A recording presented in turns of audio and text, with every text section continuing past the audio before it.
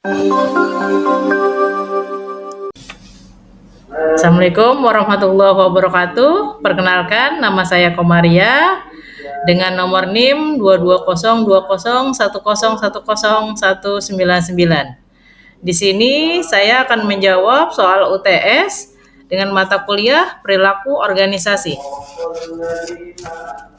Saat ini, banyak perusahaan menghadapi tantangan perilaku karyawan yang dikenal dengan istilah quit-quitting, yaitu ketika karyawan hanya melakukan pekerjaan sesuai deskripsi tanpa inisiatif lebih, sebagai bentuk protes terhadap ketidakseimbangan kerja dan kehidupan, beban kerja berlebih atau kurangnya pengakuan dari atasan.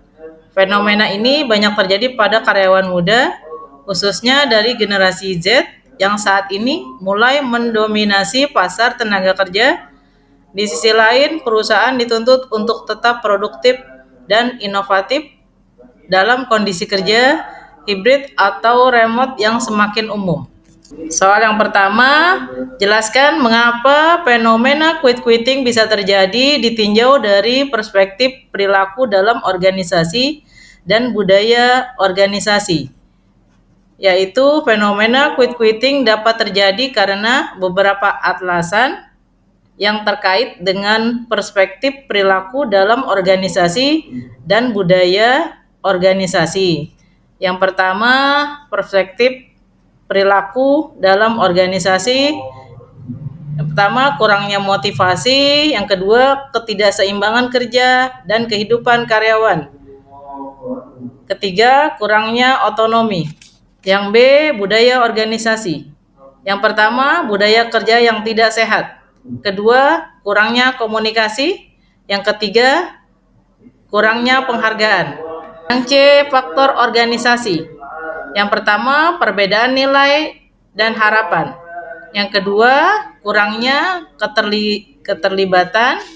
Soal yang kedua, analisislah bagaimana struktur organisasi yang tepat dalam mengatasi fenomena ini, terutama terkait kerja hibrid dan karyawan generasi Z.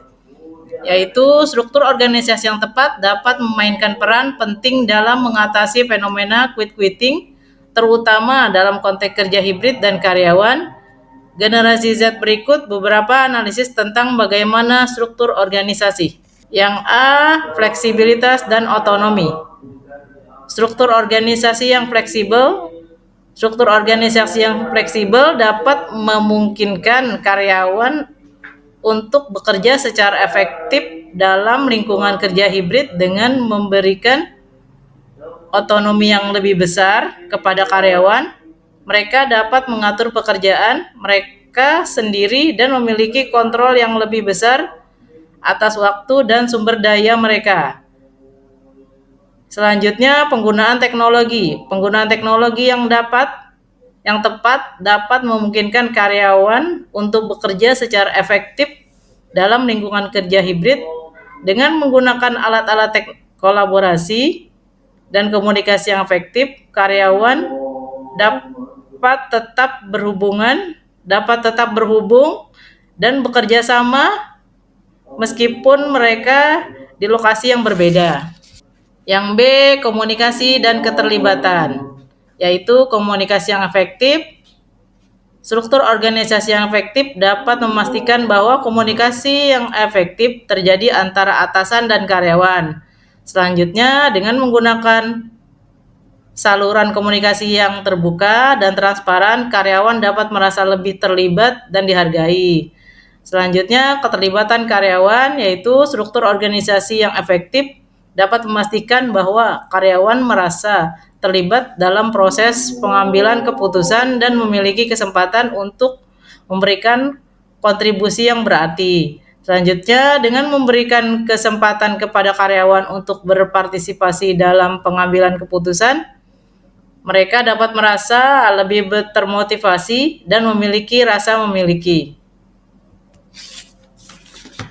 Yang C, pengembangan karir dan penghargaan, yaitu pengembangan karir. Struktur organisasi yang efektif dapat memberikan kesempatan kepada karyawan untuk mengembangkan keterampilan dan pengetahuan mereka, motivasi dan rasa memiliki, penghargaan dan pengakuan yang tepat membuat karyawan merasa dihargai dan diakui atas kontribusi mereka, motivasi dan rasa memiliki.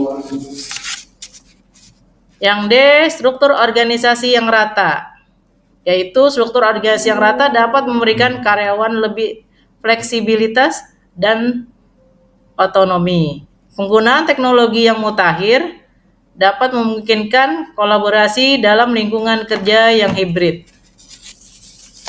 Yang ketiga yaitu berikan satu contoh kasus nyata biasa dari perusahaan Indonesia atau global yang berhasil atau gagal dalam menangani isu ini, yaitu quitting di Gojek tahun 2022 sampai dengan 2023, yaitu fenomena dan indikasi. Fenomenanya yaitu kerja hibrid dan restrukturisasi setelah pandemi. Selanjutnya penurunan motivasi, kurangnya arah karir yang jelas. Indikasinya partisipasi program internal lebih rendah, pengurangan kepemilikan proyek, peningkatan mobilitas internal. Strategi SDM Gojek merespon tantangan quitting.